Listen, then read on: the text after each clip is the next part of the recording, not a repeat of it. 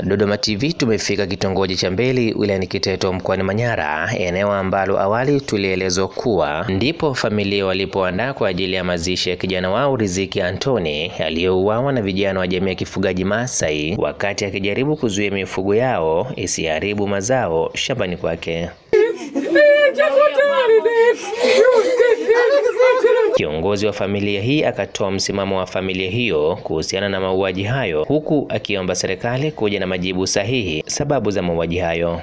Marehemu hatazikwa mpaka tujue taratibu za kisheria zimefanyika, ili tuweze kujua kwamba hatima yake ni nini, kwa sababu tunachokielewa tulichoambiwa ni kwamba huyu marehemu alishambuliwa na wafugaji.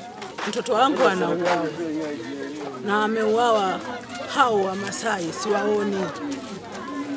Na hapa nilipo mtoto wangu naomba asizikwe, maana maafa ya kuuawa na Masai Kiteto hii imekuwa sugu. Hawa ambao wanafanya mauaji wakiwa kama wana ubabe wa kipesa, ili taratibu hii ikome. Wote tunatakiwa tuishi kwa amani. Mdogo wa marehemu akieleza namna tukio lilivyotokea, huku jitihada za kumwokoa zikigonga mwamba baada ya familia hiyo kukosa fedha ya haraka zaidi ya shilingi $900 za matibabu.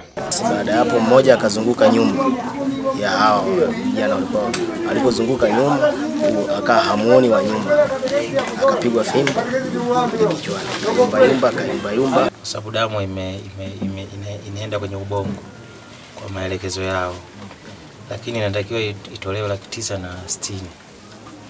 ili aweze kupata matibabu hayo ambayo walikuwa wameamua wa madaktari. Sisi tukawa tumekosa pesa kwa wakati ule. Wakati tunaendelea kufanya utaratibu ili pesa zipatikane ili mgonjwa yule apate upasuaji wa kichwa, basi mgonjwa yule akawa ameshafariki. Hapa tukamtafuta kamanda wa jeshi la polisi mkoa wa Manyara kuzungumzia sakata hili bila mafanikio.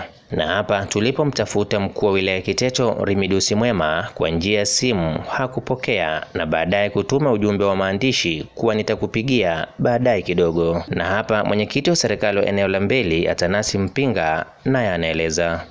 Mambo kama haya yanatokea mara kwa mara. Mimi niko ndani ya uongozi katika vipindi, hiki ni kipindi cha 3 kwa maana mwaka wa 11, lakini matukio haya yametokea muda mrefu sana. Inafika mahali watu wanauawa, lakini wale walioua wanaonekana wako mtaani. Nikiripotia Dodoma TV kutoka hapa wilayani Kiteto mkoani Manyara, mimi ni Kitana Hamisi, Kimvuli cha Jamii.